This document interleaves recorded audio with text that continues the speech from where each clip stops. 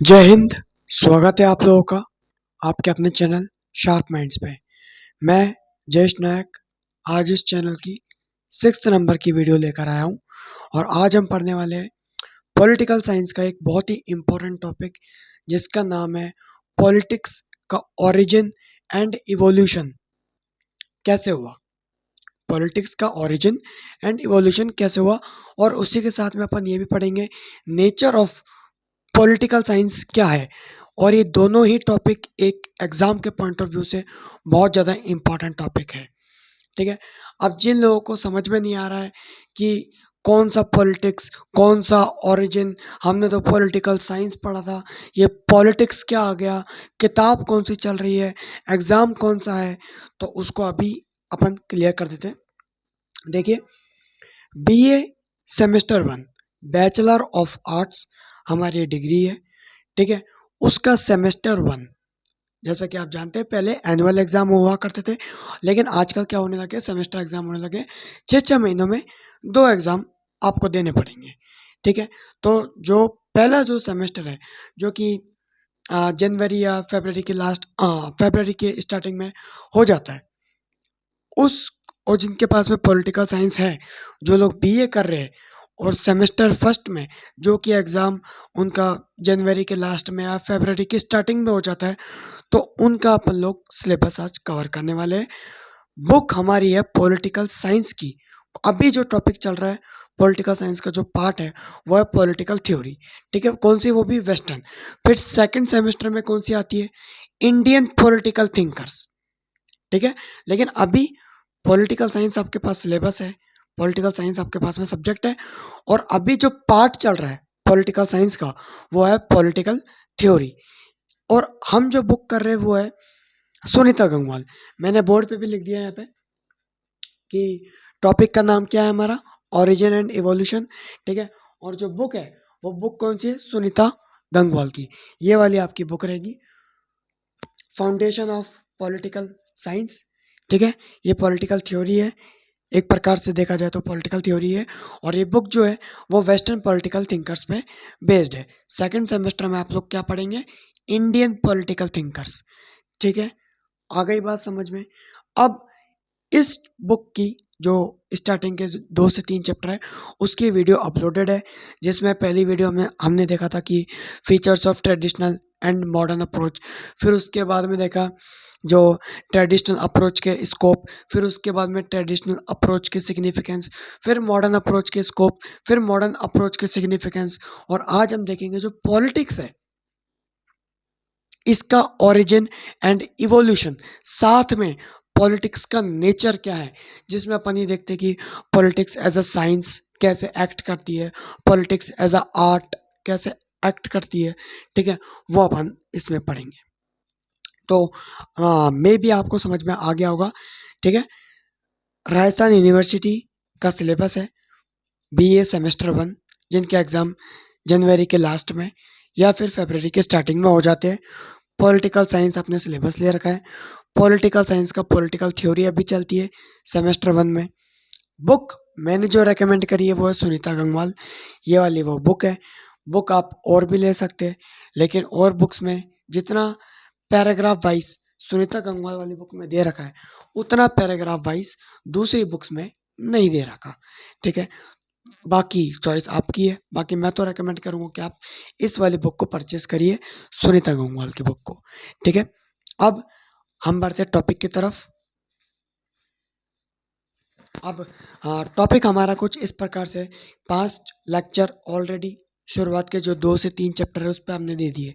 ठीक है, आज हम पढ़ने वाले हैं पॉलिटिक्स का ओरिजिन एंड इवोल्यूशन। पॉलिटिक्स का कैसे हुआ, पॉलिटिकल साइंस नहीं है ये, पहली यूनिट ही अभी चल रही है अपने सिलेबस के अकॉर्डिंग। अब देखिए, एक बेसिक सी अंडरस्टैंडिंग, अपन जीरो से एडवांस में जाएंगे। अपन ने अप्रोचेस देख ली, अब अपन पॉलिटिक्स को समझेंगे। ठीक है, सबसे पहले तो एक डाउट अधिकतर स्टूडेंट्स के मन में होता है, पॉलिटिक्स और वो पॉलिटिकल साइंस को एक समझ लेते हैं। यदि एक होते तो फिर 2 शब्द ही क्यों बनाने पड़ते। पॉलिटिकल साइंस ही कह लेते हैं सबको, या पॉलिटिकल थ्योरी कह लेते हैं सबको। दो क्यों बनाने पड़ते? क्योंकि दोनों अलग अलग है, इसलिए हमने दो बनाए। तो पॉलिटिकल पॉलिटिक्स क्या होती है, उसका ओरिजिन, इवोल्यूशन, उसका मीनिंग क्या है, किसने सबसे पहले टर्म को कॉइन किया, वो सब अपन देखने वाले हैं। ठीक है, तो जीरो से सब कुछ आपको मैंने समझा दिया है।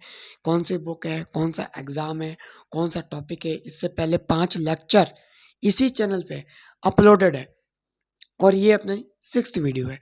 इसके बाद जो टॉपिक आएगा वो कौन सा आएगा, बिहेवियरलिज्म का। ठीक है, अब देखते हैं ये टॉपिक। तो सबसे पहले देखिए पॉलिटिक्स। पॉलिटिक्स का अपन क्या पढ़ रहे हैं, ओरिजिन एंड इवोल्यूशन।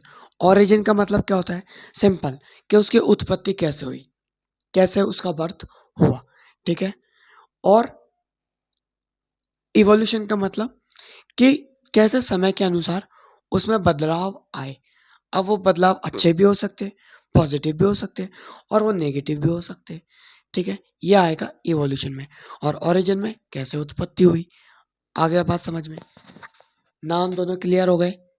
ओरिजिन मतलब उत्पत्ति होना, इवोल्यूशन मतलब होना समय के अनुसार उसमें क्या क्या परिवर्तन आ रहे, वो नेगेटिव भी हो सकते हैं, वो पॉजिटिव भी हो सकते हैं। ठीक है, अब सबसे पहले देखिए, अब आपकी बुक में 4 पॉइंट दे रखे हैं, 3 से 4 पॉइंट आपके बुक में दे रखे हैं। पहला पॉइंट है पॉलिटिक्स, दूसरा पॉइंट है पॉलिटिकल थ्योरी, तीसरा पॉइंट है आपका पॉलिटिकल फिलोसफी, और चौथा पॉइंट है आपका एज अ साइंस। ठीक है, तो यहाँ से जो पार्ट है, ठीक है, अब ये पॉलिटिक्स एक पॉइंट, पॉलिटिकल थ्योरी दूसरा पॉइंट, पॉलिटिकल फिलोसफी तीसरा पॉइंट, और एज अ साइंस चौथा पॉइंट। इसके बाद में एक पॉइंट और आता है, पॉलिटिकल एज अ आर्ट। ठीक है, ये 5 पॉइंट। यदि आपसे कोई पूछ रहा है पॉलिटिक्स का ओरिजिन, तो अभी मैं आपको समझा दूंगा कैसे हुआ, किसने बोला। ठीक है, इवोल्यूशन, आपसे एग्जाम में क्वेश्चन आ रहा है, तो आप ये 5 पॉइंट लिखेंगे। अभी 4 लिख रखे बोर्ड पे, एक अभी मैं इरेज करके आपको बता दूंगा पॉलिटिक्स एज अ आर्ट। तो आपको क्या करना है, जब ओरिजिन की बात आई तो अभी मैं आपको समझा दूंगा, और जब इवोल्यूशन की बात आ रही है तो आप politics, political theory, political philosophy 3 point, as a science 4 point, और एज अ आर्ट जो अभी समझाऊंगा ये 5 पॉइंट आपको इवोल्यूशन में लिखने हैं। ठीक है, ओरिजिन का भी समझा दूंगा आपको, थोड़ा सा ही वो 3-4 लाइनें हैं। इसके अलावा यदि आ जाए पॉलिटिक्स, नेचर क्या है पॉलिटिक्स का, तो उसमें केवल 2 पॉइंट आएंगे, एज अ साइंस, और सेकंड पॉइंट में एज अ आर्ट। ठीक है, बाकी कुछ भी नहीं आएगा। और यदि पूछा जा रहा है इवोल्यूशन में, तो सब कुछ आएगा। 4 तो ये लिखे रखे, एक और है आर्ट का, वो समझाऊंगा अभी आपको, और ओरिजिन वो अभी मैं आपको समझा दूंगा। तो सबसे पहले ओरिजिन का मतलब समझ में आ गया, उत्पत्ति होना सब्जेक्ट की, और इवोल्यूशन का मतलब समय के अनुसार उसमें क्या क्या बदलाव आ रहे हैं। ठीक है, अब वो बदलाव अच्छे भी हो सकते हैं, खराब भी हो सकते हैं। अब अपन देखते हैं पॉलिटिक्स। सबसे पहले ओरिजिन, अपन क्या देख रहे हैं अभी, ओरिजिन।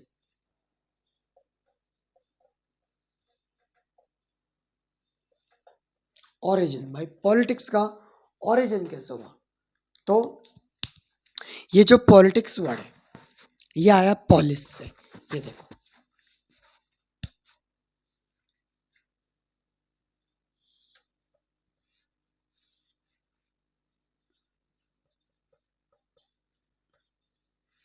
पॉलिटिक्स वर्ड कहां से आया है, पॉलिस, जिसका मतलब क्या होता है, सिटी स्टेट। अब स्टेट आपने सुना है, सिटी आपने सुनी है, सिटी स्टेट क्या होता है, स्टेट कोई ही बोलते हैं सिटी स्टेट। ठीक है, और ये जो पॉलिस वर्ड है ये कौन सी लैंग्वेज का है, ये भी कई बार क्वेश्चन आ जाता है, तो ग्रीक लैंग्वेज का है। ठीक है,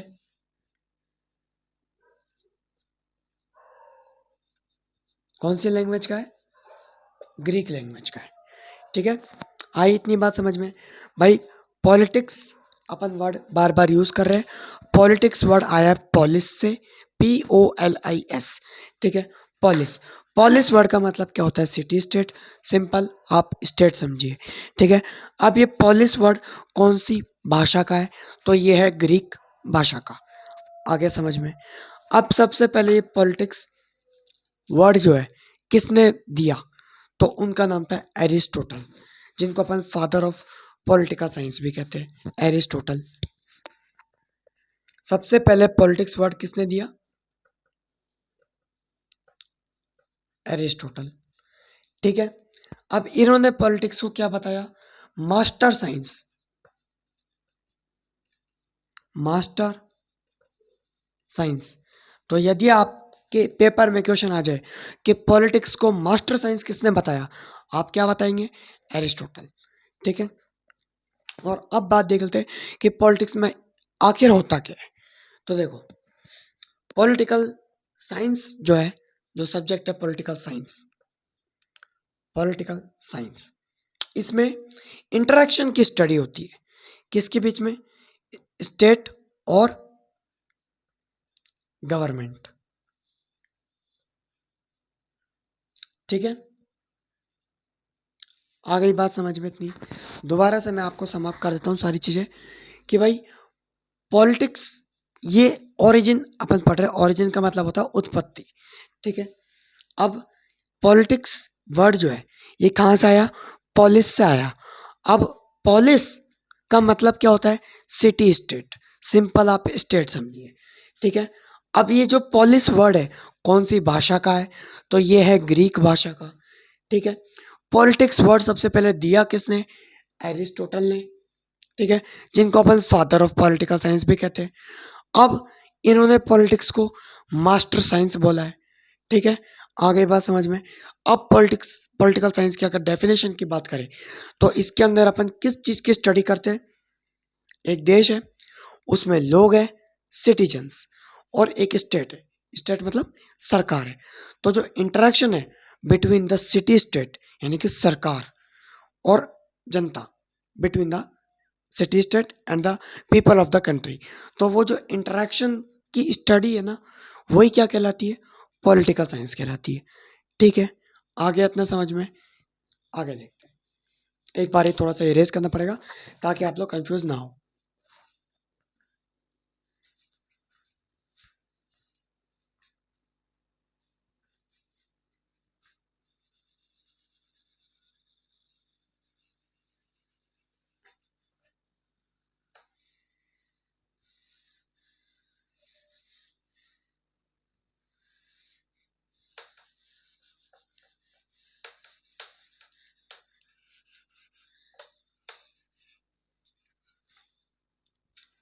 हाँ, तो अब देखते हैं, ये आपका ओरिजिन का खत्म हो गया टॉपिक, बस इतना सही था। ठीक है, डेफिनेशन याद रखना, the study of interaction between the city state and the citizen of the country is called political science, बस, और कुछ भी याद नहीं रखना। अब देखते हैं पॉलिटिक्स का इवोल्यूशन। ठीक है, 4 पॉइंट है, सॉरी 5 पॉइंट है इसमें, एक पॉइंट अभी आगे बताऊंगा। ठीक है, सबसे पहला पॉइंट पॉलिटिक्स। अब इसमें भी 4 पॉइंट आ जाते हैं, ये तो एक मेजर पॉइंट है, एक दो। ठीक है, अब इसके अंदर भी 4 पॉइंट है, तो ये मैं आपको एकदम क्लियर कर रहा हूँ। एक एक पॉइंट अपन पकड़ते हैं। आपने हेडिंग डाली पॉलिटिक्स, ये पहला एक मेजर हेडिंग हो गई। ठीक है, कब, इवोल्यूशन की जब बात आएगी, तो ये पहली हेडिंग है पॉलिटिक्स। अब इसके अंदर भी जो सब पॉइंट्स हैं वो देखो। सबसे पहला क्या है, पॉलिटिशियन एंड पॉलिटिकल साइंटिस्ट। दोनों में आप अंतर क्या समझे, दोनों की लेवल ऑफ स्टडी अलग अलग है। कैसे, जो पॉलिटिशियन है यानी कि जो राजनेता है, वो किस चीज की स्टडी करेंगे, मूवमेंट्स जो कंट्री में हो रहे, मार्चेस की स्टडी। ठीक है, उनको लॉ बनाना पड़ेगा। ठीक है, इन सब चीजों की वो स्टडी करते हैं। पॉलिटिकल साइंटिस्ट क्या करेगा, वो मूवमेंट्स, मार्चेस, ठीक है, लॉ मेकिंग, इन सब के बारे में तो स्टडी करेगा ही, इसके साथ में अलग अलग कॉन्स्टिट्यूशन को कंपेयर करना, कंट्री की कॉम्पोजिशन के हिसाब से कौन सा कॉन्स्टिट्यूशन बेस्ट है, इन सबको एनालाइज करना, ये काम किसका है, पॉलिटिकल साइंटिस्ट का है। ठीक है, पहला पॉइंट क्लियर। अब second point, politics in obnoxious form. इसका मतलब क्या है, आपने सिंपल अपन देखते हैं, आप लोगों ने कई बार अपने फैमिली मेम्बर से या दोस्तों से सुना होगा कि पॉलिटिक्स क्या है, एक दलदल है। ठीक है, पॉलिटिक्स में सब कुछ खराब भी होता है, ऐसा होता नहीं है, लेकिन आपने ऐसा सुना होगा। ठीक है, और यदि कोई व्यक्ति पॉलिटिक्स में जाके अपने नियम कायदे बनाने लग जाए, नियम कायदे मतलब एक मॉरल वैल्यूज पे अगर वो चलने लग जाए, तो आप उसको क्या समझेंगे कि ये तो पॉलिटिक्स से बहुत ज़्यादा ऊपर है। ठीक है, तो वही अपन क्या होता है इसके अंदर अपन आपको लिखना है कि पॉलिटिक्स का मतलब क्रुक्ड, कनिंग, बैड फॉर्म में अपन यूज़ करते हैं। बट यदि कोई व्यक्ति वहाँ पे जाके मॉरल वैल्यूज़ को सपोर्ट करता है तो वो क्या है, अबव द पॉलिटिक्स है। तीसरा, politics and political activity, same चीज़ है जो अपन ने वहाँ पे पढ़ी थी फर्स्ट पॉइंट में। वहाँ पर पॉलिटिशियन और पॉलिटिकल साइंटिस्ट के बीच में पढ़ा था, यहाँ पर वो दोनों क्या क्या स्टडी करते हैं, चीज़ वही रहेगी। बात वही है कि पॉलिटिक्स के अंदर सेम वही चीज़, मूवमेंट्स, मार्चेस, लॉ मेकिंग, इन सब के ऊपर डीलिंग होगी। ठीक है, वही पॉलिटिकल एक्टिविटी के अंदर आपके इंटरेस्ट ग्रुप्स के साथ में नेगोशिएशन करना और मूवमेंट्स, मार्चेस की स्टडी तो होती है, लॉ मेकिंग भी होगा, साथ साथ में अलग अलग कॉन्स्टिट्यूशन को कंपेयर करना और कॉम्पोजिशन के अनुसार ये पता लगाना कि वहाँ पर कौन सा कॉन्स्टिट्यूशन अच्छा है। ठीक है, फोर्थ पॉइंट देखते हैं, politics and human association. Human association का यहाँ पे मतलब है जो प्रेशर ग्रुप्स होते हैं। प्रेशर ग्रुप्स का मतलब एक प्रकार से अपन उसको इनविजिबल गवर्नमेंट भी कह सकते हैं। किसको? प्रेशर ग्रुप्स को। प्रेशर ग्रुप्स होते क्या है भाई, सरकार है, सरकार बहुत सारे काम करती है, अच्छे भी कर देती है, कुछ गलत भी कर देती है। अब कभी कभी कोई काम ऐसा हो गया कि मान लो कोई डैम बनाना है, कोई सा भी डैम है। अब आप जब डैम बनाओगे तो आसपास के, एक एग्जांपल बता रहा हूँ, आसपास के लोगों को आपको हटाना पड़ेगा। अब आसपास के लोग कहाँ जाएंगे, तो वो साथ में मिले और उन्होंने क्या बना दिया, एक प्रेशर ग्रुप्स, यानी कि साथ में मिलना एक तरीके से होता है प्रेशर ग्रुप्स। इसका चैप्टर है, आगे अपन पढ़ेंगे। ठीक है, साथ में मिलकर वो गवर्नमेंट के जो डिसीजन है, क्या डिसीजन है गवर्नमेंट का, डैम को बनाना, तो उसको वो क्या करेंगे, चेंज करेंगे। ठीक है, ये जो ग्रुप होता है इसको बोलते हैं प्रेशर ग्रुप्स, गवर्नमेंट पे जो प्रेशर करे वो। तो ह्यूमन एसोसिएशन के अंदर प्रेशर ग्रुप्स आ जाते हैं। तो पॉलिटिक्स और प्रेशर ग्रुप्स की भी स्टडीज के अंदर होती है कि भाई सरकार कोई नियम कायदे बना रही है, अच्छे है तो ठीक है, खराब है तो प्रेशर ग्रुप्स उनको क्या कर देते हैं, मोल्ड कर देते हैं। कई बार वो चेंज कर देते हैं, कई बार चेंज नहीं कर पाते, कई बार गवर्नमेंट प्यार से समझा देती है, नेगोशिएशन हो जाता है, कई बार गवर्नमेंट आयरन हैंड्स है, यानी कि गवर्नमेंट भी कई बार वायलेंस का इस्तेमाल कर देती है। ये सब चीज़ें आपको लिखनी है चौथे पॉइंट में। नेक्स्ट पॉइंट, एक मेजर हेडिंग हो गई अपनी खत्म, दूसरी मेजर हेडिंग चालू होगी, पॉलिटिकल थ्योरी। पॉलिटिकल थ्योरी जैसे हमारी बुक है, तो ये क्या है, ये पॉलिटिकल थ्योरी है। तो पॉलिटिकल थ्योरी के अंदर अपन जो भी चीज़ों को स्टडी कर रहे हैं वो फैक्चुअल है और डिस्क्रिप्टिव है। मैं आपको अभी ये सब कुछ पढ़ा रहा हूँ, ये सारी चीज़ें, ओरिजिन एंड इवोल्यूशन, ये क्या है, फैक्ट्स है, साथ में डिस्क्रिप्टिव फॉर्म में। थ्योरी का मतलब यही होता है, डिस्क्रिप्टिव फॉर्म में होना। ठीक है, दूसरा जनरलाइजेशन। ठीक है, सारी चीज़ों को आप पढ़ नहीं सकते, ये बात तय है। सारी चीज़ों को, सारी, आप कोई भी आपको स्टडी करनी हो, रिसर्च करनी हो, तो सब लोगों का सर्वे तो नहीं लिया जा सकता। तो वैसे ही सारी चीज़ें इसमें भी क्या नहीं होती, एकदम प्रूवन फैक्ट्स के अनुसार नहीं हो सकती। अधिकतर चीज़ें होती है, लेकिन कुछ चीज़ें ऐसी भी होती है जो कि जनरलाइजेशन पे, आइडिया के बेसिस पे ली जाती है, वो जनरलाइजेशन के अंदर आ गया, आपने बता दिया। ठीक है, थर्ड पॉइंट, एथिकल चीज़ों का इसमें ध्यान रखा जाता है। ठीक है, सरकार कोई भी नियम कायदे बना रही है तो ह्यूमंस की जो नैतिक जीवन है या जो उनका बेसिक जो राइट्स है वो हार्म नहीं होने चाहिए। तो जो भी आप थ्योरी के अंदर पढ़ोगे, चाहे वो वेस्टर्न है, अभी तो वेस्टर्न पॉलिटिकल थ्योरी चल रही है, सेकंड सेमेस्टर में इंडियन पॉलिटिकल थिंकर्स आएंगे, तो वो सब एथिकल के ऊपर डील करेंगे।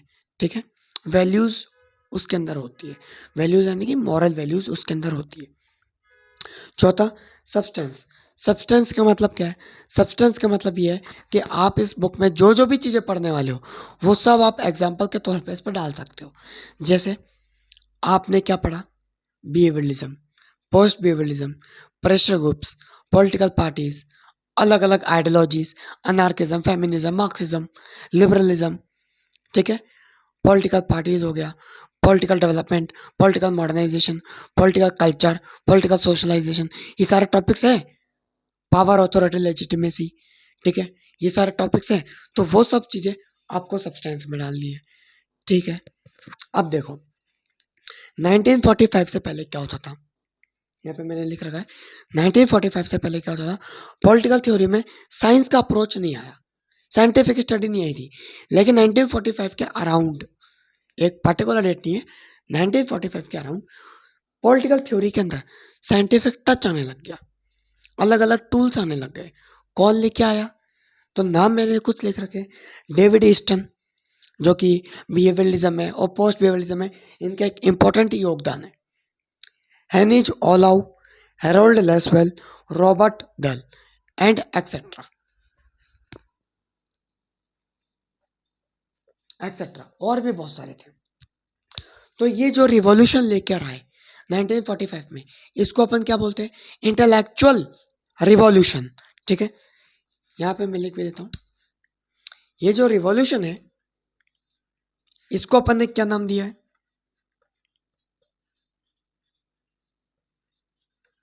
इंटेलेक्चुअल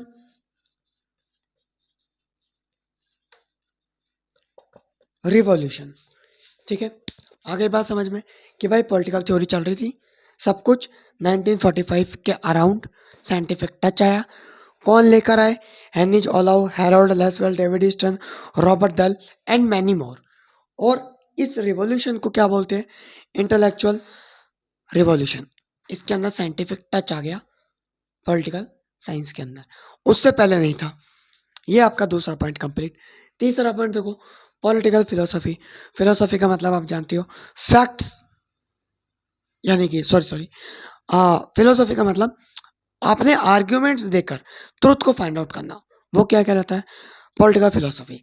अब पॉलिटिकल फिलोसफी सबसे पहला क्या कहती है, एक्ट्स ऑफ द स्टेट, यानी कि सिंपल इनका ये मानना है कि जैसे एक स्टेट जो होता है, आप ये बात मैंने कई बार बताई है, स्टेट का मतलब पॉलिटिकल साइंस में हर बार राज्य नहीं होता, हर बार राज्य नहीं होता, कई बार स्टेट का मतलब कंट्री भी होता है। तो यहाँ पर स्टेट का मतलब कंट्री है, ठीक है। अधिकतर पॉलिटिकल थ्योरी में अधिकतर 90% आप स्टेट देख रहे हैं तो उसका मतलब कंट्री है, ठीक है। तो एक्ट्स ऑफ द स्टेट, इनके जो फॉलोअर्स हैं पॉलिटिकल फिलोसफी के, वो ये कहते हैं क्या, कि जैसे एक स्टेट है, एक देश है, कोई समस्या आई या कोई भी कोई नियम कायदे उस के ऊपर लगाए गए, तो जैसे वो एक्ट करेगा ना, वही नियम कायदे या वही परेशानी जब दूसरे कंट्री के ऊपर लगेगी तो वो भी सेम तरीके से एक्ट करेगी, ऐसा इनका मानना है, ठीक है। ये पहला point. Second point, core of the state. जैसा एक स्टेट बनता है, स्टार्टिंग में जैसे स्टेट का क्या होता है, फॉर्मेशन। स्टेट वैसे तो बिखरा हुआ है, आप स्टेट किसको बोलोगे, जहाँ पे लोग साथ में यूनाइट है, जिसको कोई गवर्नमेंट कंट्रोल कर रही है। तो एक टाइम ऐसा भी हुआ होगा जब वो देश, वो स्टेट, वो सोसाइटी बन रही होगी, भाई कोई कैपिटलिस्ट है, प्राइवेट सेक्टर को बढ़ावा देती है, कोई गवर्नमेंट सेक्टर को, कोई गवर्नमेंट बढ़ावा देती है, ठीक है। तो वो स्टेट क्या चाहता है, वो क्या चाहता है आपको कैसे पता चलेगा, जब आपने उसके हिस्ट्री, वो कैसे बना है, उसका ओरिजिन कैसे हुआ। तो वैसे कोर मतलब उसका उत्पत्ति कैसे हुई।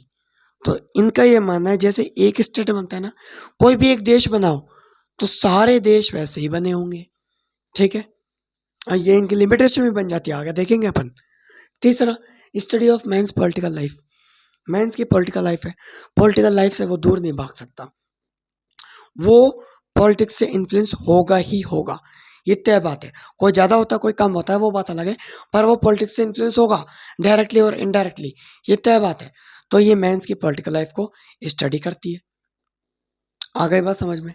जैसे सरकार ने अगर क्या कर दिया, इन्फ्लेशन बढ़ा दिया, इन्फ्लेशन मतलब महंगाई थोड़ी सी बढ़ गई, उसका इफेक्ट आप पे आएगा ना, आएगा, ठीक है। महंगाई किसने बढ़ाई, सरकार ने बढ़ाई, उसका इफेक्ट आप पे आया। तो ये मेंस की पॉलिटिकल लाइफ को स्टडी करता है डायरेक्टली और इनडायरेक्टली। मेंस के अंदर मेल और विमेन दोनों इंक्लूड हो जाती है, तो मेंस की पॉलिटिकल लाइफ को ये स्टडी करता है। अब इसकी लिमिटेशन देखो।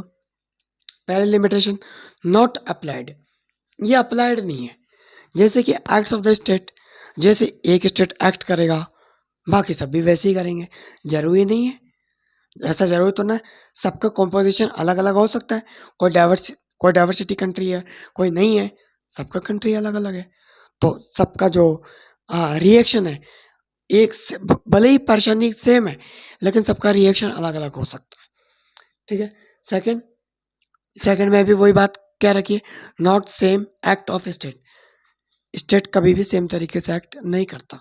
Third point, deals only with the men's political life. Men's की पॉलिटिकल लाइफ पे तो डील कर रहा है, अच्छी बात है, लेकिन केवल मेंस की पॉलिटिकल लाइफ पे एक्ट कर रहा है। और भी तो लाइफ होती है मेंस की, इकोनॉमिक लाइफ है, सोशल लाइफ है, उन पे तो स्टडी नहीं कर रहा, केवल पॉलिटिकल लाइफ को स्टडी कर रहा है। ओवरऑल वही लाइफ थोड़ी ना होती है। तो ये भी एक क्या है, लिमिटेशन है किसका, पॉलिटिकल फिलोसफी का। ये हो गई आपकी तीसरी हेडिंग खत्म। चौथी हेडिंग देखो। अब यहाँ से इवोल्यूशन की बात हो तभी भी आएगा, और नेचर की बात हो रही है तब साइंस और आर्ट। आर्ट क्या होती है अभी आगे बताऊंगा। ठीक है। अब political science as a science कैसे एक्ट करती है, क्या क्या पैरामीटर है जिसके वजह से आप ये कह सकते हो कि पॉलिटिकल साइंस एक साइंस है। ठीक है, तो वो देखते हैं। लेकिन उससे पहले अपन को ये जानना पड़ेगा पॉलिटिकल साइंस का मीनिंग क्या होता है, सबसे बेसिकली मीनिंग। तो उसके लिए थोड़ा सा इरेज करना पड़ेगा।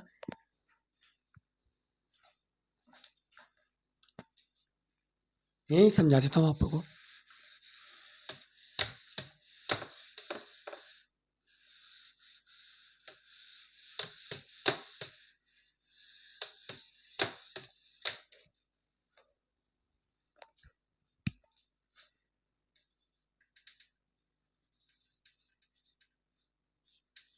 आखिर साइंस होता क्या है।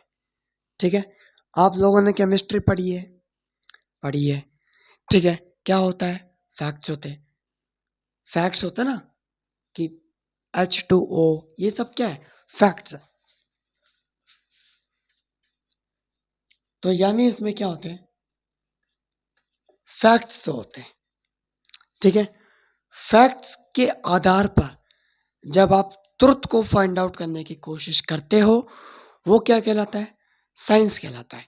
उसके बाद में जो स्टडी आपकी आई है ना, उसको सब्जेक्ट लॉज के अनुसार, सारे सब्जेक्ट के अपने अपने लॉज होते हैं, उसके साथ अरेंज करना, वो क्या कहलाता है, साइंस कहलाता है। बस फिलोसॉफी में अपन ने क्या पढ़ा था, अपने आर्ग्यूमेंट्स के बेसिस पे ट्रुथ को फाइंड आउट करना, पॉलिटिकल फिलोसॉफी है। जब साइंस की बात आएगी तब क्या बोलेंगे, फैक्ट्स के आधार पे ट्रुथ को फाइंड आउट करना साइंस है। फैक्ट्स के आधार पे क्या कर रहे हो आप, ट्रुथ को फाइंड आउट कर रहे हो, वो क्या है, साइंस है। फिलोसॉफी में अपन ने क्या पढ़ा, आर्ग्यूमेंट्स। आर्ग्यूमेंट्स के आधार पे आप ट्रुथ को फाइंड आउट कर रहे हो, वो क्या है, पॉलिटिकल फिलोसॉफी कहलाती है। अब साइंस अपन कह रहे हैं, तो साइंस यहां से नेचर भी चालू हो जाता है।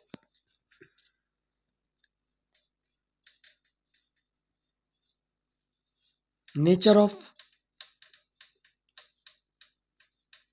Political science. ओरिजिन तो मैंने आपको बता दिया था, किसने दिया, क्या दिया, कब दिया।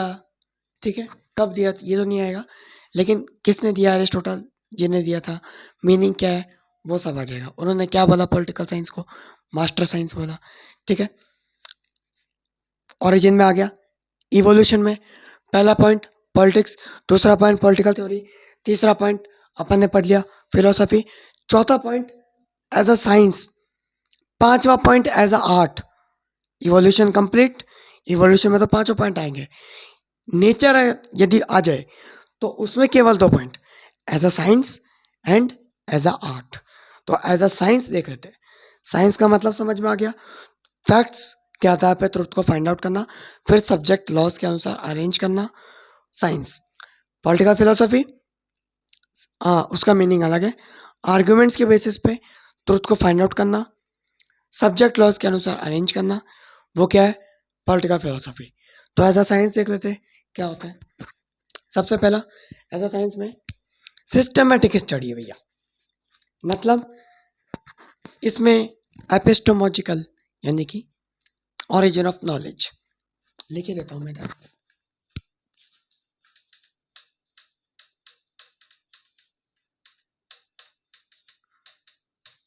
एपिस्टोमोलॉजिकल प्लस एथिकल, ठीक है, ये दोनों चीजें इसके अंदर इंक्लूड होती है। किसके अंदर, सिस्टमेटिक स्टडी के अंदर। लेकिन होता क्या है ये, एथिकल तो आपको समझ में आ गया, what is good and what is bad, ठीक है। एपिस्टोमोलॉजिकल, ओरिजिन ऑफ नॉलेज, तो ये सिस्टमेटिक स्टडी होती है। ऐसा नहीं है कि आज आपने कोई स्टडी कर दिया छोड़ दिया, नहीं, कोई भी रिसर्च करी छोड़ दी, ऐसा नहीं हो सकता। आप बताइए कि अगर आज ऐसा हुआ है तो पास्ट में ऐसे क्या क्या चीजें हुई जिसकी वजह से आज ऐसा हुआ, आज ऐसा हुआ, ठीक है। और यदि आज ऐसा हुआ तो आने वाले भविष्य में क्या इसका इफेक्ट आएगा, वो सिस्टमेटिक स्टडी कहलाती है। पहली चीज हो गई। दूसरी चीज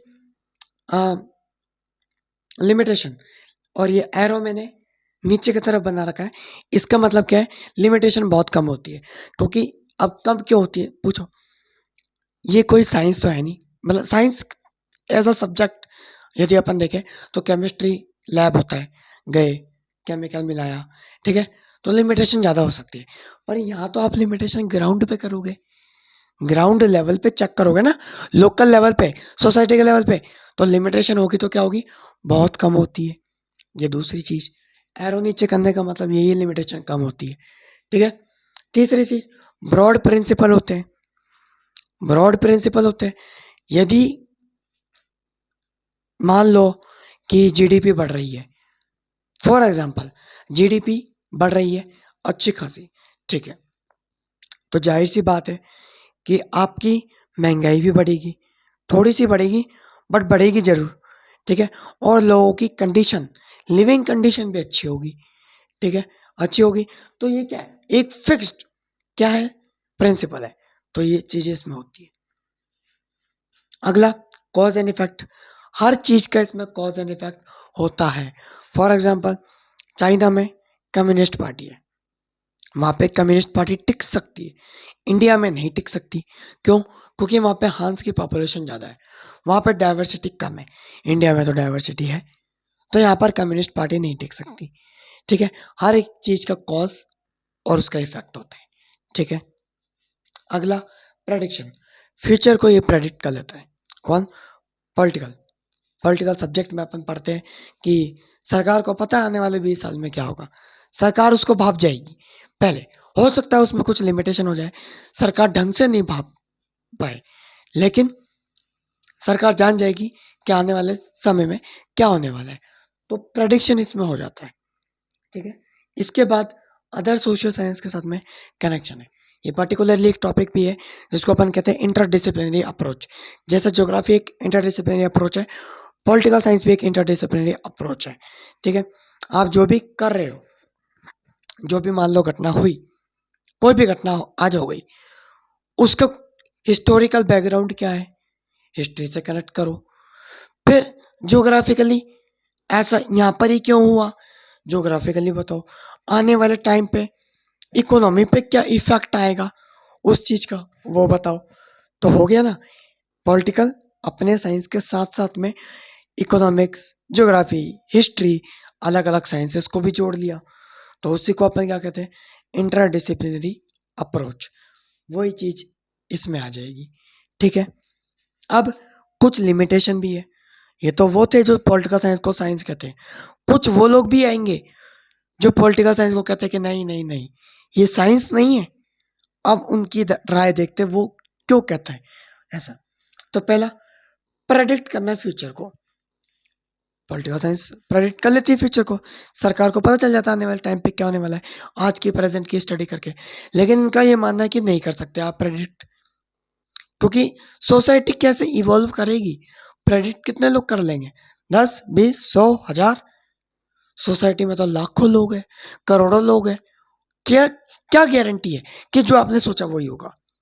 ठीक है, तो ये एक लिमिटेशन है कि फ्यूचर को गलत तरीके से प्रेडिक्ट करना, गलत तरीके से प्रेडिक्ट करना फ्यूचर को, ये लिमिटेशन है। सेकंड पॉइंट देखो, poor coordination between the cause and effect. हर चीज का कॉज एंड इफेक्ट नहीं हो सकता। कई बार ऐसा भी होता है कि ऐसा अपन को लगता है कि भाई ये इसका कॉज हुआ होगा तो ऐसा होना चाहिए, ये कारण है तो ऐसा होना चाहिए, बट ऐसा नहीं होता। हर चीज का कॉज एंड इफेक्ट नहीं होता। तो जो फॉलोअर्स है साइंस कहते हैं, जो वो मानते हैं कि हर एक चीज का कॉज एंड इफेक्ट है। कई बार ऐसा होता है, कॉज एंड इफेक्ट होता है, लेकिन हर बार कॉज एंड इफेक्ट हो ऐसा जरूरी नहीं है। ठीक है। तीसरा, लैक ऑफ ऑब्जेक्टिविटी। सिंपल मतलब है, अधिकतर जो चीजें ना भाई, साइंस कह रहे हो तो ग्राउंड लेवल पर हर एक चीज चेक होनी चाहिए।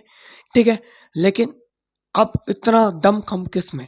पूरे देश में वो रिसर्च करे अपनी, एक छोटा सा टॉपिक पूरे देश में उसको रिसर्च करना पड़ेगा। इतना दम किस में? बहुत कम लोग ऐसे होते हैं, ना के बराबर, जीरो के आसपास। तो अधिकतर जो चीजें ना वो जर्नलाइजेशन पर होती है। थोड़े बहुत एरिया पे स्टडी कर लिया, फिर क्या कर लिया, जर्नलाइज। फॉर एग्जाम्पल, आपने फोन बनाए, मोबाइल, 100 फोन बनाए, 10 को चेक करा, 10 सही थे, आपने बोल दिया 100 के 100 सही है। 100 के 100 आपने सही बोल दिए। ऐसा हो भी सकता है, ऐसा नहीं भी हो सकता। आपने सबको चेक नहीं किया, तो वो कहलाता है जनरलाइजेशन। तो इसमें भी क्या होता है, जनरलाइजेशन होता है। ठीक है। अगला इसमें आता है कि ह्यूमन बींग्स, आप ह्यूमन बींग्स की स्टडी नहीं कर सकते। बिहेवियरलिज्म आने वाला टॉपिक, उसमें अपन ये पढ़ते हैं कि जो भी घटना होती है देश में, वो करने वाले लोग हैं, उनकी साइंटिफिक स्टडी बिहेवियरलिज्म है। ठीक है, उस घटना की साइंटिफिक स्टडी बिहेवियरलिज्म है। तो उसमें मेंस का ओपिनियन भी लेना पड़ेगा। ठीक है, तो इनका ये मानना है कि जब आप मेंस का ओपिनियन लेते हो तो सारे मेंस का नहीं ले पाओगे, पहली दिक्कत।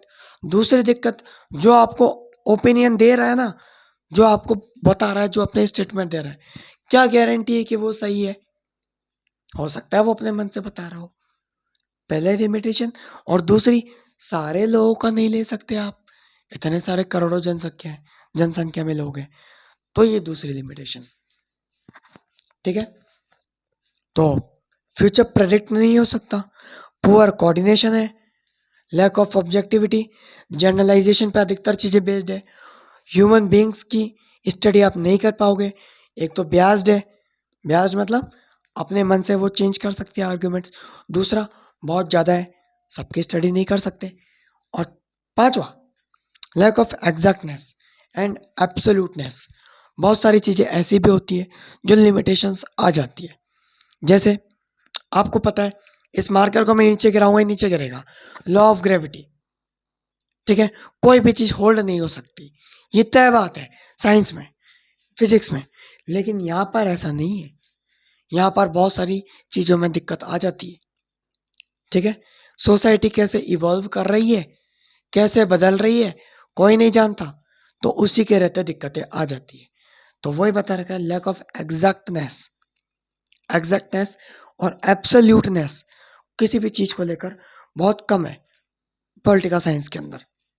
ठीक है, तो ये कुछ लिमिटेशन थी जो कि साइंस के विपरीत थी। अब बात आता है, ये नेचर का फर्स्ट पॉइंट था।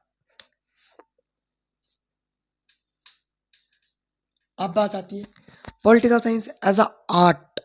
ठीक है, तो उसके लिए थोड़ा सा इरेज करना पड़ेगा।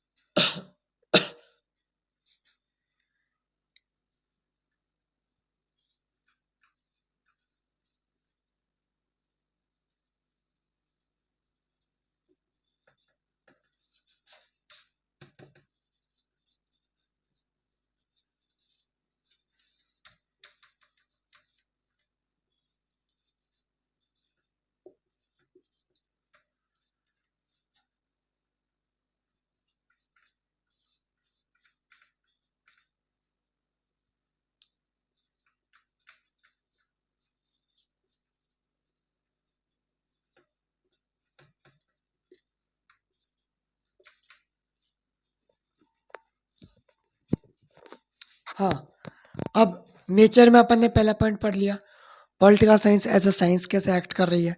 अब सेकंड पॉइंट पढ़ेंगे, ठीक है, कि एज अ आर्ट कैसे एक्ट करती है। ठीक है, तो आर्ट का सिंपल सा मतलब देखे ना, ह्यूमन स्किल, बस ये मीनिंग है। ह्यूमन स्किल, यही ह्यूमन स्किल सिंपल सा इसका मीनिंग है आर्ट का। और डेफिनेशन देखें आर्ट की, तो implementation of knowledge into real life, जो भी आपने सीखा उसको रियल लाइफ में उतारना, वो क्या है, आर्ट है। ठीक है, अब आर्ट, पॉलिटिकल साइंस से आर्ट डील करती है, कौन कहता है, गेटल और ब्लंट चिल्ली। ठीक है, दो पॉलिटिकल साइंटिस्ट हैं, इनका ये मानना है पॉलिटिकल साइंस से आर्ट डील करती है।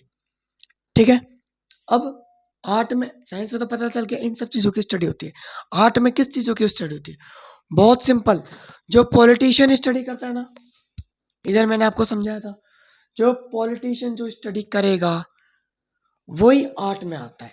सिंपल, पॉलिटिशियन क्या स्टडी करेगा, movements, marches, law making, bill को पास कैसे कराना है, ठीक है, गवर्नमेंट कैसे बनेगी, इलेक्शन का, ये सब स्टडी करेगा पॉलिटिशियन। बस यही सारी चीजें इसमें आ जाती है आर्ट के अंदर, बस और कुछ भी नहीं है। पॉलिटिकल साइंटिस्ट जो स्टडी करेगा, अलग अलग कॉन्स्टिट्यूशन को कंपेयर करना, ठीक है, वो सब चीजें इसमें नहीं आती। जो पॉलिटिशियन स्टडी करेगा वो सारी चीजें आर्ट में आ जाती है। आर्ट का बेसिक सा मीनिंग होता है ह्यूमन स्किल। यदि डेफिनेशन की बात करें तो implementation of human skill into real life, वो क्या है, आर्ट है। पॉलिटिकल साइंस से आर्ट डील करती है, कौन कहता है, गेटल और ब्लंट चिली। ठीक है, अब सब कुछ मैं आपको समराइज कर देता हूँ, टॉपिक आपका कंप्लीट हो चुका है। सबसे पहले अपन ने पढ़ा ओरिजिन, ठीक है, उसके बाद में इवोल्यूशन, इवोल्यूशन के अंदर पॉलिटिक्स, पॉलिटिकल थ्योरी, ये दूसरी चीज, पॉलिटिकल फिलोसॉफी, चौथी चीज political science, as a science कैसे एक्ट करती है, चौथी चीज, और पांचवी चीज एज अ आर्ट कैसे एक्ट कर रही है। ये 5 चीजें आएगी इवोल्यूशन के अंदर। ठीक है, इसके अलावा यदि आ जाए नेचर ऑफ पॉलिटिकल साइंस, तो केवल 2 चीजें आएगी, एज अ साइंस कैसे एक्ट कर रहा है पॉलिटिकल साइंस, और दूसरा एज अ आर्ट कैसे एक्ट करती है पॉलिटिकल साइंस। कंटेंट सेम रहेगा। ठीक है, आप लोग इसके स्क्रीनशॉट ले लीजिए।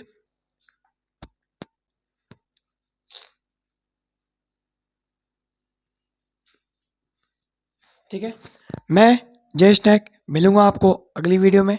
अगली वीडियो से अपन स्टार्ट करेंगे बिहेवियरलिज्म के बारे में। ठीक है, thank you, God bless you.